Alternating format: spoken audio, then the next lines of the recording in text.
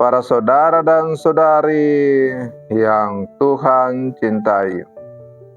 Selamat pagi dan selamat bertemu lagi dalam renungan harian dari Paroki Santo Fransiskus Assisi Apeo, edisi hari Kamis, tanggal 1 Mei 2025, dalam masa Paskah yang kedua. Mengawali hari yang baru ini, kita hendak mendengar dan merenungkan sabda Tuhan. Marilah sebelum kita mendengar dan merenungkan sabda Tuhan, kita berdoa. Dalam nama Bapa dan Putra dan Roh Kudus. Amin. Allah Bapa yang Maha Rahim, dengan misteri Paskah, Engkau telah menyelamatkan dunia. Semoga dengan dibebaskan dari dosa, kami mengalami pendamaian denganmu. Karena Kristus, Sang Imam Agung, menjadi sama seperti kami. Bersabdalah ya Tuhan, kami siap mendengarkan. Terpujilah Engkau, Bapa, Putra, dan Roh Kudus, kini dan sepanjang segala masa. Amin.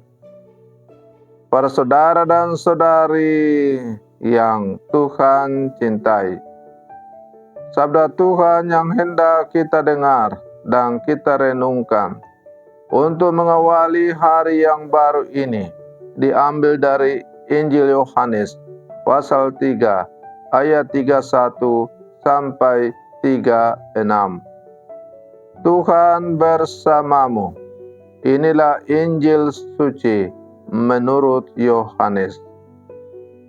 Yohanes Pembaptis memberi kesaksian tentang Yesus di hadapan murid-muridnya.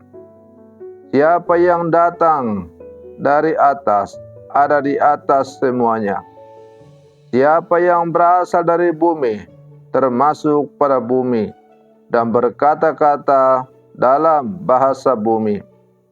Siapa yang datang dari surga ada di atas semuanya. Ia memberi kesaksian tentang apa yang dilihatnya dan yang didengarnya. Tetapi tak seorang pun menerima kesaksiannya itu. Siapa yang menerima kesaksiannya, ia mengakui bahwa Allah adalah benar. Sebab siapa yang diutus Allah, dialah yang menyampaikan firman Allah, karena Allah mengaruniakan rohnya dengan tidak terbatas. Bapa mengasihi anak dan telah menyerahkan segala sesuatu kepadanya. Barang siapa percaya kepada anak, ia beroleh hidup yang kekal. Tetapi barang siapa tidak taat kepada anak, ia tidak akan melihat hidup, melainkan murka Allah tetap ada di atasnya. Demikianlah sabda Tuhan.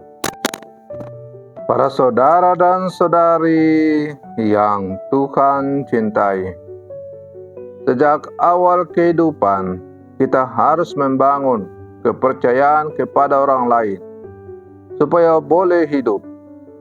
Kita harus percaya bahwa mempercayakan diri kepada mereka yang mengasuh pada saat kita sendiri belum mampu mandiri. Kenyataan ini menunjukkan bahwa setiap kita memiliki pengalaman dan kemampuan untuk percaya. Pengalaman dan kemampuan inilah yang menjadi modal bagi kita untuk membangun hidup sebagai manusia bersama yang lain dan sebagai orang beriman bersama Tuhan. Para saudara dan saudari yang Tuhan cintai, sebagai orang beriman, Injil hari ini mengingatkan kita untuk percaya kepada Dia yang datang dari surga.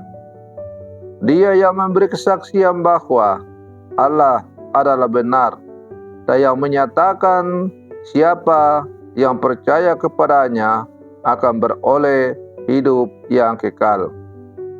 Kita diminta untuk mengakui keterbatasan manusiawi kita dan dengan rendah hati mempercayakan hidup di dunia sekarang dan nanti kepada Allah yang benar yang menjamin kehidupan kekal kita. Para saudara dan saudari yang Tuhan cintai, namun demikian, kepercayaan bukan sekedar pengakuan lisan, melainkan juga harus diwujudkan dalam tindakan nyata. Kita diminta mewujudkan kepercayaan dalam perbuatan sehari-hari, membantu mereka yang membutuhkan, menghibur yang sedih, dan mengampuni yang bersalah. Dengan demikian, kita menjadi saksi hidup dari kasih Allah yang abadi. Para saudara dan saudari yang Tuhan cintai, sebagai murid-murid Yesus yang hidup di zaman sekarang, kita diajak untuk sungguh semakin percaya kepada Tuhan dan mampu untuk semakin memberi kesaksian dalam kehidupan kita. Siapakah Yesus, Tuhan yang kita imani sebagai Tuhan dan Juru Selamat? Kesaksian hidup kita sebagai orang beriman itu tidak hanya dengan kata-kata, tidak hanya dengan rajin membaca kitab suci, tidak hanya dengan menghafal ayat-ayat kitab suci, tetapi juga terutama harus kita wujudkan dalam kehidupan konkret yang nyata, yang kita wujudkan melalui tindakan nyata kepada sesama yang membutuhkan pertolongan.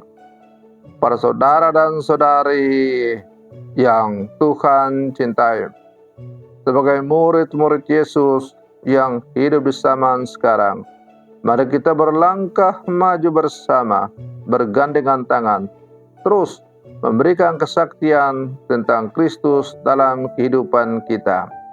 Semoga dunia semakin diliputi oleh rasa damai, oleh karena selalu diwarnai oleh kasih Kristus, Sang Juru Selamat. Selamat pagi, Tuhan Yesus memberkati.